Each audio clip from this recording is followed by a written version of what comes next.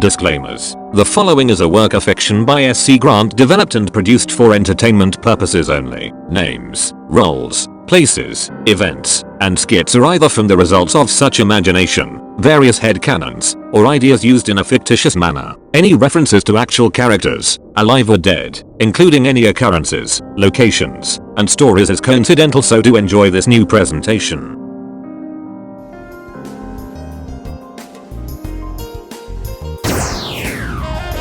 Hey everyone, Mango here, and it's been so long since I made any videos related to Nitro Fueled since my retrospective on Crash Team Racing's Grand Prix in the beginning of April 2020.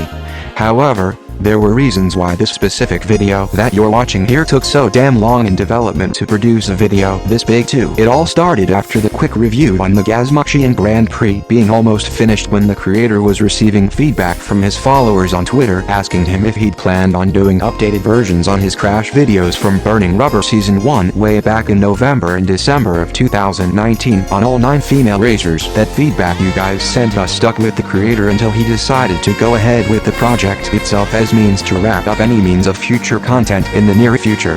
With that in mind, there were roadblocks that the creator had to get through in order to resume production as the months came and went by on his schedule. First reason is that Burning Rubber Season 3 only had 12 videos was due to the creator leaving his job as a package handler at United Parcel Services, costing him additional income as the pandemic we face still goes on as this video goes live on this channel, being premiered on its scheduled date, and getting the word out. Second reason does involve some personal matters on the behalf of the creator as he ending doing some side, mediocre jobs for his parents' neighbors, which did halt production on this video for some time. That earning some extra money on the sidelines wasn't bad, but not good either from his perspective, to be so honest, guys.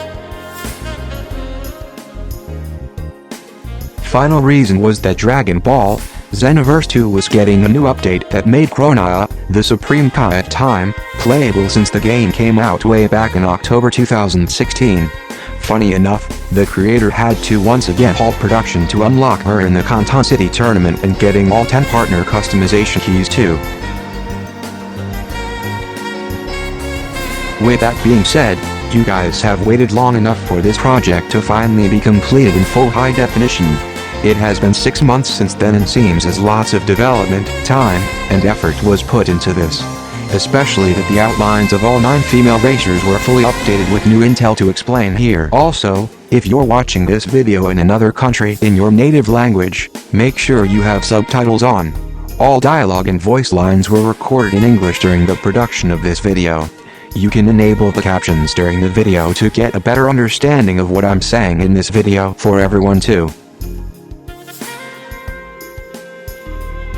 Thanks for all our followers on S.C Grant's Twitter and Discord server. This video was hell of a ride making since all 5 old scripts from Burning Rubber Season 1 was salvaged and converted into the development of this video, plus 2 new artists that we are sponsoring will be featuring in 2 small segments of this video. In summary, this video is gonna be a long one featuring all 9 racers from Coco to Tawna to Yaya to Pasadena to Nina to Amy to Megumi to Liz to Isabella as their segments with a full page of intel in its definitive state from Nitro Fueled.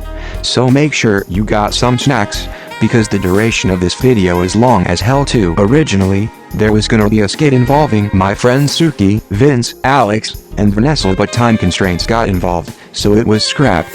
However, both Dazzy and Skull were able to make the cut in the finalized version of this video though. Anyway, I hope you all enjoy this long-ass Crash Team Racing video we created.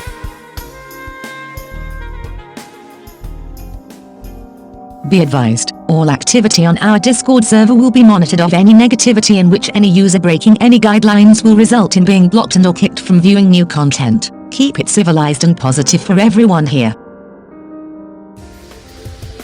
Coco Bandicoot is the intelligent, cute, and spirited younger sister of Crash Bandicoot. She often assists her big brother by using her computer hacking techniques to assist him, building gadgets ideal for the situation or even tagging along with him in his journeys, using self-taught martial arts to defend herself. She first appeared in the second game, Cortex Strikes Back, and her playable debut in Wart. Since then, she has appeared in every Crash game. Just like her brother, Coco was an ordinary bandicoot until she was taken from the jungle and genetically enhanced by Nitrous Brio. It is unknown how she came to live with Crash afterward, as she was not seen in the first game stating how Crash and Tawna were mutated. But our theory is that she too escaped the castle from the first game when it got destroyed by her brother Crash. However, we did some analyzing on Coco as of how she's related to brother, and all we got is that both Coco and Crash are blood related. From the moment she made her debut, Coco is established as that annoying younger sibling and getting Crash to perform certain errands whenever she sees fit.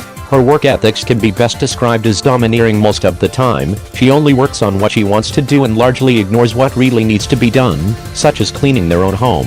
Despite this, Coco is depicted as responsible, smart, kind-hearted, good-natured and so high-spirited that her educated wit often contrasted by an innocent demeanor. Despite their contrasting personalities, Coco's far from prissy and is in fact generally tolerant, if not outright amused by Crash's behavior. She also shares his altruistic code, even to some of their own enemies she face every now and then. Coco's great with tech as she owns pink, turquoise laptop and skilled at hacking, as seen when taking control of Cortex's messages to convince her brother not to listen to him. Funny enough, Coco adores martial arts films and mostly sports such as wrestling and NASCAR, stating that she could be. It would explain her appearance and mind over Mutant as a second playable character. That all began from tag team racing, as her own personality was altered to be more preppy, loud, ditzy, sassy, often take eccentric poses, and liking up beauty and shopping. Coco's generally a lucid foil for her brother, often taking the role of understanding his gibberish whenever Aku isn't around. She is not without her own dizzy moments however, and is certainly not immune to the same slapstick buffoonery that so often befalls her brother. Give credit where it's due, Coco's gone through 5 voice actresses since her debut. First one was Vicky Winters in the second game, then it was Hendon Walsh from the original Team Racing in 1999, Anna Garduno for Crash Bash, and our Debbie Derryberry herself, as many fans to this day knows that she was the definitive voice of Coco since 2001. What's even weird is that for Skylanders Academy on Netflix, the last episode has Coco voiced by Tara Strong voiced as a guest star, and we assume it's just for pure fan service. Anyway, what got me intrigued was Coco's IQ, as it was stated to be 164. Classifying her as a scientific genius with the skills of creating a number of complex machines and hack into virtually any form of tech, like she's able to construct an entire warp room beneath the Bandicoot's home to travel across the world. Coco's circle of friends and relatives range from her own brother Crash, her pet tiger Pura, her husband Crunch, her daughter Elle, her sister-in-law Tawna, and their spiritual guardian Aku. Let's also include Baby T, Polar, as they all stand by Coco's side against their foes. According to her own epilogue from 1999, Coco opens up her own online dating service after the events of the game. Even though it isn't going well, her share prices are through the roof. Fast forward years later, Coco has started up her own game streaming service. Coco's not as physically active as her brother Crash, but tags along with him on adventures to help with any tech-related problems. Since this is a remake of Coco's segment from the previous video, any intel from Crash 4, It's About Time featuring her will not be included, as we're diving into headcanon territory here. From our creator's perspective, Coco is currently residing in the fictional city of Herbsville as a drag-type racer in which she has focused her vehicles on traction. Coco does come with various costumes throughout her appearances over the years in many games, starting from her overalls, blue hair, lynx fur, purple hair, Star Bandicoot, Princess, Tropical, Electron, Teenage Era, Combat Attire, Dark Apparel, Holiday Helper, Rustland Rebel, a parody of Alice, her motherly look, and in Rabbit Hoodie plus Aviator 2. Now that's a lot of costumes for someone like Coco here, and there is even more within Crash 4 onwards. What's odd is that Nitro Fueled was the first game to have Coco's toddler self make her debut in the second Grand Prix called Back in Time that took place in the Jurassic era due to Coco's nephew Jr. breaking the Chrono staff that belonged to Dr. Entropy. Fun little fact to you all, but Coco's laptop has a logo sticker of the game developer Naughty Dog on the back of it, and it also applies to the back of her smartphone as well. So, that's all we have on Coco for this video, as it's a lot to process, even with some headcanon included.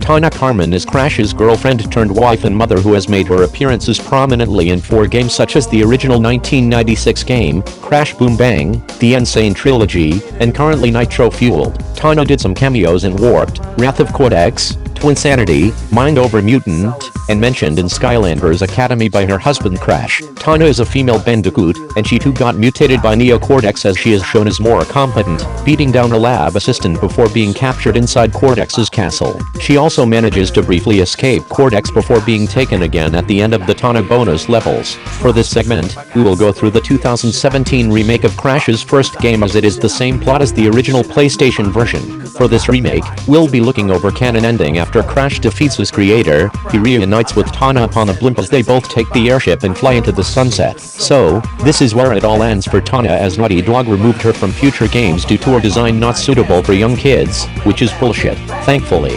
Vicarious Visions and Beanox brought her back and is so much better than before as Tawna in the remake was voiced by Debbie Derryberry for the remake trilogy, but in Nitro Fueled, she's now portrayed by Misty Lee, who also voices Polar and Pura 2. Tawna makes an appearance in the Nitro Tour Grand Prix, along with the new Nitro Squad members Isabella, Megumi, Amy and Liz. This is the first game to feature Tawna with a voice, revealing her to be a tough, no-nonsense woman determined to win no matter the cost, or the enemy. Completing her Grand Prix also grants her an alternate motorsport-themed costume, which she gains her self-energized powers, and later receives a witch outfit from the spooky Grand Prix back in October 2019. Since Nitro Fueled's update in March 2020 was the last one from Beanox, Tawna gained Christmas-themed clothes during the Winter Festival Grand Prix, and some privateer armor from the Gazmuxen Grand Prix via February 2020. Also, Tawna does have her palette swaps of Summertime, White Tiger, and Safari Camel, as even her witch costumes has gained recolors too, like Black Velvet, Pastel,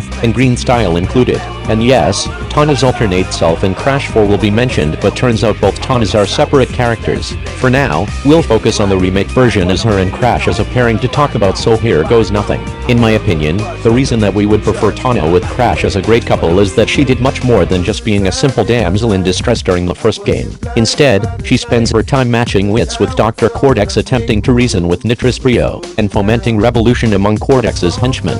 Tawna is definitely a force to be reckoned with here, that indeed she is a strong, intelligent, quick-witted and independent woman who did do whatever she could to help Crash foil Cortex's plans. To be honest, I would prefer couples or pairings that are opposite and have such great chemistry, development, and growth. Crash and Tawna had my attention the most as they both started out back in 1996 within Cortex's old castle when both bandicoots were mutated by. Once our heroic bandicoot Crash beats Cortex, Tawna picks up Crash, hugs him, and celebrates their victory. Funny enough, someone in the Crash fandom by the name Dragon Ball Fan has written 2 exclusive adult parody comics for the Pal Comics team named Bandicoot Experience and Forgiveness Must Be Earned. It has Tawna in it as Crash's girlfriend with his sister Coco and their friend Pasadena, depicting them having some private fun within their home as friends with benefits. In the other fan-made scenario, Tawna is seeking forgiveness from Crash as Pinstripe dumped her and wants to rekindle their relationship alongside his sister Coco and brother-in-law Crunch. The more we look into this comic story, the realization of breaking someone's trust had us theorize, so I dug so deep and found that it's referencing the Japanese manual for Cortex Strikes Back. For now, I am satisfied that Tawna made it into Nitro Fueled, and with her characteristics on full display, Crash is more than happy to get his girlfriend and maybe future wife back in what's to come soon. As for the headcanon part of Tawna's segment here, she also resides in the fictional city of Herbsville as a drag-type racer in which she has focused her vehicles for maximum traction. Odd enough, Tawna, her niece Elle and the Nitro Squad are bandicoots that grown some tails, while her husband Crash, their son Junior, her sister-in-law Coco, and brother-in-law Crunch do not have one, as it's worth noting that this is such a common inconsistency among the anthropomorphic characters since Crash's very first game in 1996. Tawna's debut in Nitro Fueled does include her own track called Twilight Tour, in which was based on both Egyptian and Arabian levels from Wart. So, Tawna and Crash grew very close while being experimented on back in the mid-1990s, as these two were in a romantic relationship prior to the first game. They both cared for each other that when Crash defeated Cortex, Tawna gives her boyfriend a hug and ride off into the sunset. Years later, both bandicoots are married and had a son with huge, bushy eyebrows and big teeth named Junior Carmen.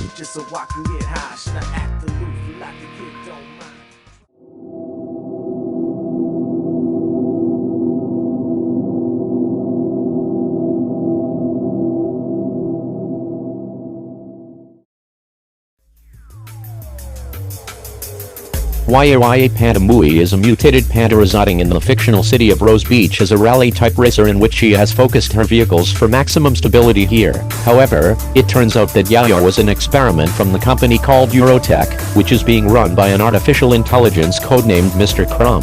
Yaya is currently in a romantic relationship with Willie the Hyena, one of the key crew members of the Grifters, and he's also Rose Beach's #1 drift racer. Based on what we already knew about Yaya from the previous video in December 2019, it was stated that she used to live in her own bamboo forest. Sometime during June 2008, Nitrous Oxide teams up with both Dr. Cortex and Ripper Roo to deforest her habitat in Crash Nitro Kart 2 on mobile phones, as it leaves Yaya to join forces with both Crash and Coco to stop Cortex, Oxide and Ripper Roo from doing so, and that's all the backstory you'll be getting from this in terms of what's being said from Wikipedia. So, let us bring in some major headcanon details for you, like Yaya's personality is described as a hyperactive girl who loves extreme speeds and is very confident in her skills, especially since she knows Kung Fu. Yaya's voice actress in Nitro Fueled is none other than Stephanie Shea herself due to finding her website as she is fluent in Mandarin Chinese and can get by in Taiwanese and Japanese too. Yaya's statistics show as it does reflect on her speaking debut in the Winter Festival Grand Prix cutscene, as we can say as thank you Beanox for bringing this character from the old mobile kart racing games to PlayStation 4, Xbox One, and Nintendo Switch. Also, Yaya loves cute and fluffy things, constantly mentioning her being adorable, which is juxtaposed by her competitive and aggressive attitude on the track. She seems well aware of how cute and skilled she is to the point of being almost egotistical at times. Yaya's design has been updated, the skin in her ears is pink, she now has eyelashes, pink lipstick, fainter blush, white fur on the palms of her hands and a white water lily behind her right ear. Her green cheongsam now has a faint white tree pattern in red trim. She also wears a red bow on her waist as well as puffy red pants with green and red shoes. Based on the creator's headcanon, Yaya's relationship with her lover Willie lasted for 6 years as she was rescued from a secret Eurotech lab facility in A211 during the events of Act 6. Even though she's not a member of the Grifters, Yaya can sure drive as so far only has 3 palette swaps in style like her own Cupcake, Honey Badger, and Rainbow recolors. Yaya's mobile design from the late 2000s shows black and white fur, all black ears, green eyes, pink blush on her cheeks, and long black hair braided into a ponytail with a red clip in her own bangs. Her attire comprises of a green cheongsam with red stitching. However, she is not seen from the waist down in all 3 mobile games. So, out with the old, and in with the new style fully rendered in high quality courtesy of Beanox themselves here that Yaya is the only character from Crash's series to originate from a mobile phone game, which resulted in those 3 mobile kart racing games being bad to just plain suck. To be honest here, guys, like we said before, Yaya's gonna fill up a whole page of script for this video, so back to even more head-canon territory like knowing her own choice in all type of vehicles from Japanese manufacturers showcased in Need for Speed Payback and Need for Speed Heat as Nissan, Subaru, Honda, Infiniti, Mitsubishi, and Mazda are in both games with offline modes. Yaya also finds out that in the city of Rose Beach does have underground racing, which is an illicit activity during the night will attract the attention of its law enforcement that patrols the streets of Rose Beach. If Yaya wants to survive out there in these coastal streets, then she's gotta set an example for her boyfriend Willie and his crew, especially from Officer Rio of the Rose Beach Police, who is secretly working on the wrong side of the law with some shady individuals. But what about visual customization that Yaya's gotta know about? Well, customization allows her to alter the look and performance of her own cars, with various body kits, spoilers, wheels, underglow, air suspension, and performance parts. Multiple visual components of a car can be replaced or adjusted with a selection of alternative trim, aftermarket, and fictional parts. Paint and wrap allows for the color, material, effect, coat, and any decals applied to a car's bodywork to be altered. Vanity items can be bought with bank and equipped to cars, as well as altering the color and pattern of underglow. Stance tuning allows for the camber and ride height of a car to be altered. Exhaust sound allows for the sound emitted from a vehicle's exhaust to be altered as each option offers an adjustable slider across 2 options with stock being in between either tone, timbre, overrun, or pipe resonance. Performance customization allows her to improve the performance of their cars through various means including bespoke components and engine swaps. In summary, Yaya is cute, and needs to have some watch her back at all times in Rose Beach, because all this is solely based on what's been said from the wikis themselves plus some headcanon too. Pasadena Opossum is an expert, champion-winning racer and a good driver for Ebenezer von Clutch at his Motor World before moving on to be part of the Neon Circus Grand Prix. Pasadena is a mutated possum, but it's unknown how she came to be, so we will theorize that she too was mutated by the secret organization Eurotech back in the day. Pasadena probably escaped along with her little brother Kenneth and the others, but how they got is clearly unknown as of this video being written, as it leaves any loose ends to her backstory. Pasadena made her one-time appearance in Crash Tag Team Racing as she is first seen with Ebenezer Von Clutch and the park's Wampa mascot discussing where to recruit more drivers. Later on, she introduces herself to Team Bandicoot and Team Cortex, stating she's racing for her boss and promises to beat Cortex. Over the course of the game, she has Crash find a power crystal, her vehicle starter and some coins in order to get her cars up and running. She also uses this time to openly flirts with Crash too. Despite her feelings for him, she briefly believed, along with everyone else, that Crash stole the park's gems only for the park mascot to confess himself. After Crash stopped him, Pasadena along with Coco and Crunch confronted the villainous mascot, only to witness his destruction to Cortex and celebrated after Crash and Crunch sent Team Cortex flying. Pasadena was devastated when her boss died, but instantly cheered up when Crash shot his black power gem into Von Clutch's open chest and brought him back to life. After Crash accidentally knocked out Von Clutch, Pasadena is left shocked along with Coco and Crunch. This was the only game here to feature her, as Pasadena was portrayed by Chanel Workman. However, she did make her comeback in Nitro Fueled, now voiced by Debbie Derryberry. Pasadena is a southern, western girl, down to her habits and speeches. She's loyal to her employer Von Clutch, vowed to win the gems and theme park for him and set rivalries to the other competitors who risk taking it for themselves, particularly Cortex and his minions. Pasadena's good on the racetrack where she is a passionate and aggressive racer. Despite her competitive streak, however, her attitude then quickly softens upon speaking to Crash for the first time. It's shown that she began longing for him, openly stating he's cute and flirts with him. Whenever she asks for some favors, he complies willingly, but when Pasadena states she wants to kiss him or makes a similar suggestion though, Crash would either look like he'll vomit or get frightened right in front of her, meaning he's a little uncomfortable with Pasadena's feelings towards him. This is where I would like to say that what occurred between both Crash and Pasadena in Tag Team Racing is all played for laughs and not seriously. Since then, Crash himself has shown interest in her as he acted like a dog as a sign of him considering her attractive, which is played for laughs in my opinion.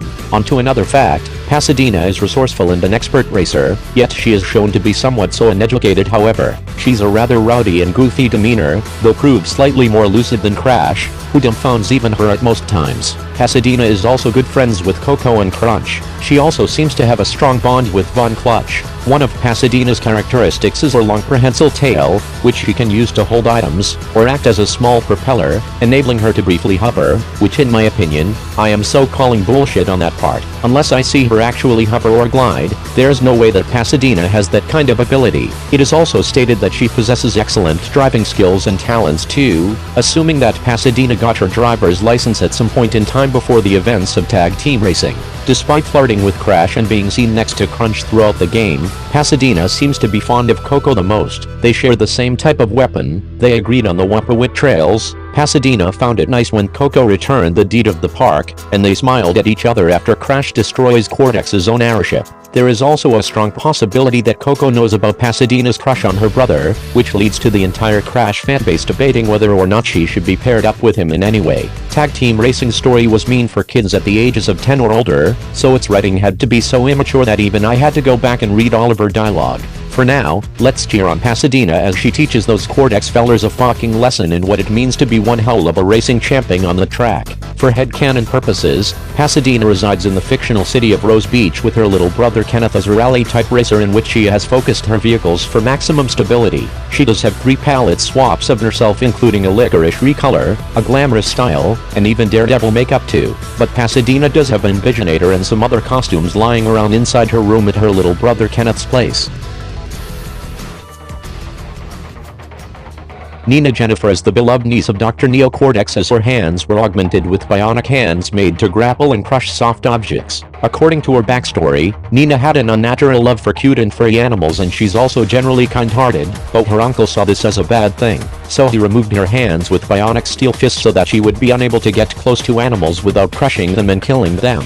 He then sent her to his old school, the Academy of Evil, to develop a bad behavior, hoping that she would become just as evil as him. Nina started out as more brooding and essentially mute, but later on, these traits were removed in favor of a more intelligent, albeit sometimes childish and bratty persona. personality. Canonically, 9 is just more ambitious and egotistical than her uncle, but it's unknown if she really is smarter, as she had Coco built the Doominator robot in 2007. Nina seems to be more street smart or has more or less common sense than Neo Cortex. Despite that, she is very spiteful, sadistic, and has a gothic appearance. Nina also got an antisocial demeanor, as she only works with those if she gets something out of it, as her only feminine trait Nina has is taking care of her nails. If Cortex hadn't replaced her hands and sent her to Evil Academy, she might have been good, or even an ally of Crash and friends. To be more in-depth, various online sources states that a freak accident blew up Neo's whole family when he was a young child, which would have included his siblings. However, judging by Nina's age difference, the sibling, in theory,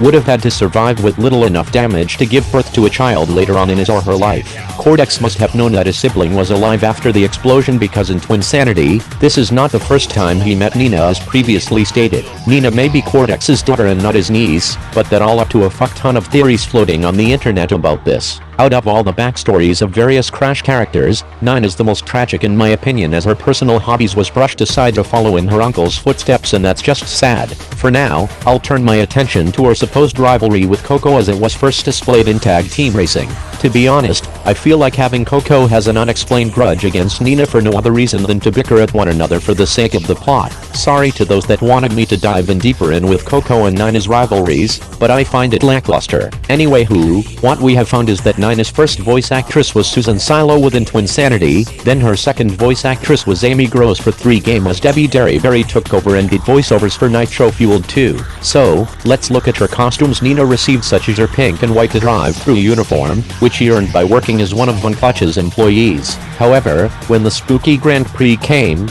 Nina got a new Halloween-themed costume as a ragdoll, which was so much better and cute too. Also, she did get a new outfit from the Rustland Grand Prix in January 20th, 20, and for the Beanox update 2 months later, Nina's ragdoll got 3 recolors from pink to blue to purple variations. That leaves her with her regular palette swaps such as Pink Scholar, Zombie Cyborg, and Neon Scholar visuals too. Best part is that Nina's Nightmare is her own nitro-fueled themed track that took place inside her own deranged psyche, plus Nina's portrait appears within Cortex Castle in Nitro Court alongside her uncle, Nicholas Brio, and Crash's only son Junior, not to mention more portraits of her with a new hairstyle. With that being said, let's head into that headcanon here, as Nina resides in the fictional city of Herbsville as rally-type racer, in which she has focused her vehicles for that maximum stability of hers. Currently, she is looking an anonymous person being off the grid from Eurotech that it is related to what happened at one of its secret lab facilities years ago. According to a promotional short for Crash of the Titans, Nina can use her hands to teleport to different places. Nina was originally taller than her uncle in Engine. It is a mistake that later games said she was shorter.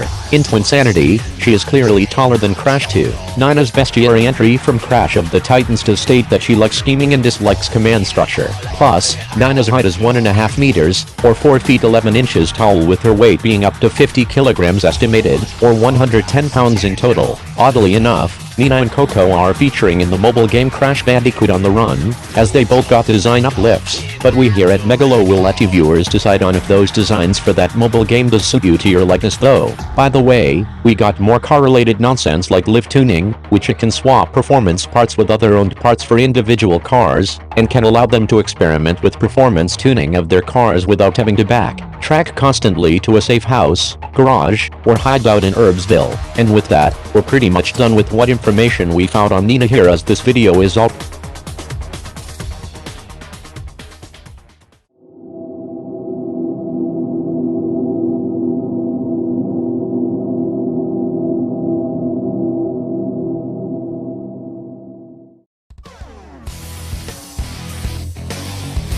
AMI Bandicoot is the first of the former Podium babes coming from the original team racing back in 1999. She was named after Amy Matsumura Blair, who was part of Sony Computer Entertainment America as its marketing manager at the time. Amy was the trophy girl responsible for giving prizes to Tiny Tiger, Dingodile, Ripper, Papu Papu, Komodo Joe, Pinstripe, Junior, Penta the Penguin, and Dr. Entropy. She did make her comeback in Nitro Fueled as a playable racer, as Amy does speak with a Canadian accent in the latter. Her epilogue states that Amy was sick of giving out trophies and wants a few of her own, but 20 years later by Beanox, Amy's dream came true. Since little of her character is explored, Amy is by far the most aggressive member of the Nitro squad. She's very physically active, constantly flexing her arms and performing backflips on the victory podium, implying a deep obsession with her muscles. Ami's a tomboy, which is also reflected in her original Crash Team Racing epilogue, though she also hates losing, as she would sulk while crossing her arms. Ami's voiceovers were provided by Sissy Jones, as she herself confirmed in on her Twitter months ago. Just to clarify,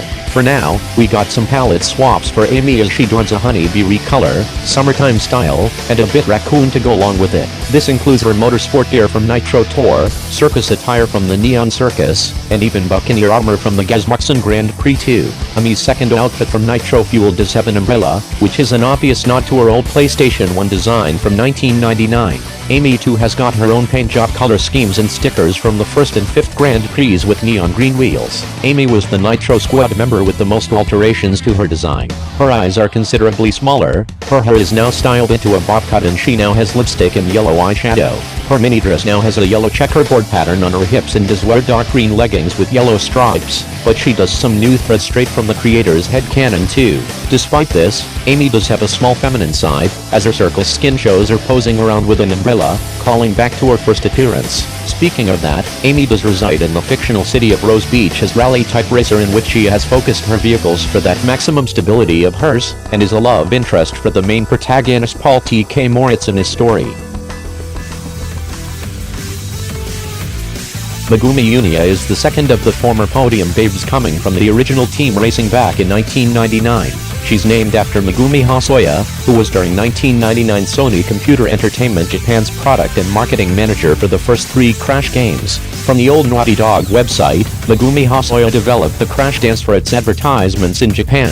Megumi too was the trophy girl responsible for giving out prizes to Dr. Neo Cortex and Dr. Engine during the late 1990s. Turns out that Megumi returns as a playable character in Nitro Fueled, as she speaks with a Japanese accent in the latter. Her epilogue states that she unveiled a new line of perfume called Eau de Coute, featuring the alluring scent of fermenting wumpa fruit. Since little of Megumi's character is fleshed out, her most visible trait is that unrestrained sense of excitement too, which does clash with her otherwise courteous personality. Out of all the Nitro Squad associates, Megumi is the least aggressive, and seems solely focused on enjoying herself and her friends rather than claiming victory. Unlike the rest of the Nitro Squad members, Megumi doesn't take losing too seriously, as she doesn't care about her loss and can be seen clapping and applauds the winner on the winning podium.